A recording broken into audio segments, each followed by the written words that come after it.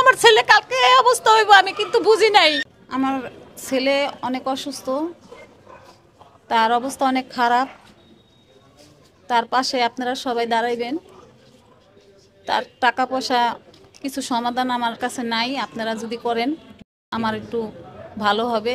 বা একটা মা বলতেছে, মার দিকে একটু তাকান, আর একটা ভাই আছে ভাইয়ের দিকে তাকান, ভাইটা যাতে ভালো হইতে পারে, আপনাদের মাঝে আবার থাকতে পারে। ওদিন আমার সাথে খারাপ ব্যবহার করে নাই।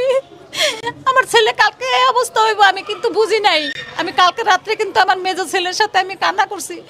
আমি কি তোরা আমার এরকম ভেটকি দেস ই দেস খেয়ে দেস, কিন্তু আমার বড় ছেলে আমার কোনোদিন একটা ভিডিওর কথা যদি আমি জিজ্ঞেস করছি যে বাবা এই এই নায়িকাটাকে এই নায়কটাকে, কোনো সময় আমার ছেলে বলে নাই তুমি এই কথা বারবার জিজ্ঞাসা কেন ই করো কেন, কোনো সময় আমার একটা বা ভেটকিও দেয় না, খেয়েও দেয় না।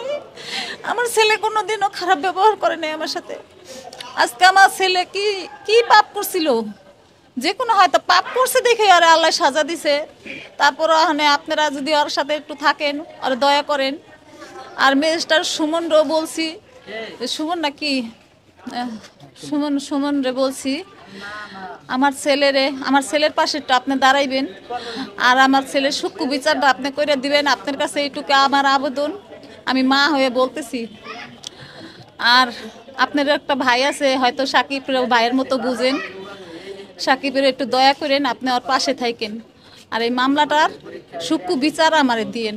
সারা দেশবাসীর কাছে আমি ওর বিচার চাইতেছি, আর ওর মানে ওর জন্য সহযোগিতা চাইতেছি।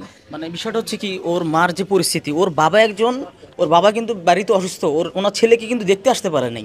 মানে ওনার ভিতরে যে হাহাকারটা চলছে, এই হাহাকার মানে উনি বাড়ি থেকে শুধু মানে ফিল করতেছে, কিন্তু মূলত মানে ঢাকায় কিন্তু এসে তার ছেলেকে দেখার মতো ওয়ে কিন্তু নাই। একদিকে তাদের হচ্ছে পুর ফ্যামিলি, আরেকদিকে হচ্ছে তার হচ্ছে সে একটা কঠিন রোগে আক্রান্ত। এমন একটা পরিস্থিতি, তাদের যে মেরুদণ্ড সেটাই কিন্তু নাই। সাকিব কিন্তু তার সংসারটা চালাইতো, এখন তার মার যে কথাটা, এখন যে সংসার চালাইতো সেই তো আমাদের নাই, আমাদের টাকা পয়সা দিবে কে? এখন যে যতটুকু পারেন 10 টাকা 20 টাকা যদি পারেন সেন্ড মানি করলে হয়তোবা 10 জনের টাকায় ছেলেটা বাঁচবে। এখন আপনারা অনেকেই বলছেন যে হয়তোবা সে ভালো না, সে পাপের প্রায়শ্চিত্ত পাইছে। হ্যাঁ ভাই, সে যদি খারাপ হয়ে থাকে সে তার পাপের প্রায়শ্চিত্ত পাইছে, কিন্তু এখন তো তার মানবতার দিক থেকে আমাদের তাকানো উচিত। আরে মনে করে আপনারা একটু দয়া করবেন আমার উপরে, মনে করবেন আমার মারে আমি দয়া করতেছি এরকমই ভাববেন। আপনারও মার ছেলে আছে, আমারও ছেলে, আমি কি মা হয়ে আমি নিষ্ঠুর হইতে পারতেছি না? যে কোনো অন্যায় কইরা থাকলেও ওরা সাজা আল্লাহ দিয়ে দিছে, আর আল্লাহ দিবে। তো আন্টিকে আর কথা বলাইতে পারতেছে না, উনি অনেক অসুস্থ, মানে উনি আর এখানে থাকতে পারতেছে না, উনি নিজেকে কন্ট্রোল করতে পারতেছে না। সারাটা দিন একের পর এক থানা থেকে ফোন, আবার বাসায় এসে আন্টি আপনি যান, সমস্যা নেই আন্টি যান। আর আমি আমি বিকাশ নাম্বারটা স্ক্রিনে দিয়ে দিব। রাকিব তুমি এদিকে আসো তো, নাম্বারটা একটু বলে দাও তো। না দিয়ে দেবো, আবার বলেও দিই, কারণ না হলে আবার বিশ্বাস করবে না অনেকে। আমি এই যে সাকিবের ছোট ভাই, ওর কাছ থেকে নাম্বারটা মুখে বলে নিচ্ছি এবং স্ক্রিনও দিয়ে দিব। এই নাম্বার বিকাশ এবং নগদ, আপনার যে যতটুকু পারেন হেল্প করবেন। নাম্বারটা বলো। 01751531277। আমি আবার আরেকবার একটু বলতে স্লো বলো। হ্যাঁ, 01751531277। ঠিক আছে যাও। এখন মিশা ভাই দিও।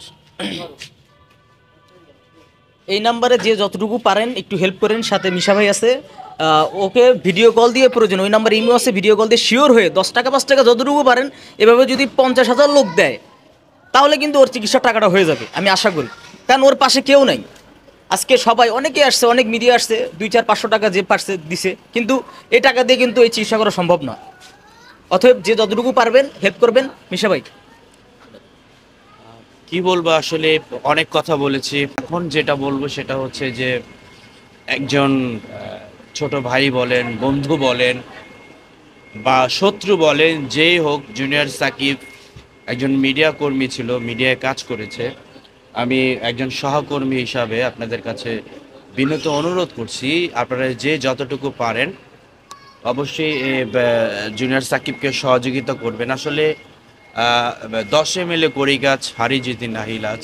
আপনারা যদি 10 টাকা করেও দেন তাহলে হয়তো ওর চিকিৎসাটা হবে। কারণ আসলে আমরা যতটুকু পারছি দিচ্ছি, কিন্তু ওর যে যে ঘটনাটি ঘটেছে আপনারা জানেন, খুবই মারাত্মক দুর্ঘটনা এটা। আসলেই যে ঘটনাটা বলে শেষ করতে পারবো না। এই চিকিৎসার জন্য অনেক অর্থ প্রয়োজন, যেটা সাকিবের, জুনিয়র সাকিবের বাবা মার কারণেই, কারণ ও সংসারের বড় ছেলে ছিল, সংসারকে চালাইতে হয়। তো বিনত অনুরোধ রইল আপনাদের প্রতি, আপনারা যেখান থেকে ভিডিওটা দেখবেন সহযোগিতার হাত বাড়িয়ে দিবেন, কারণ মানুষ ভুল থেকে শিক্ষা নেয়।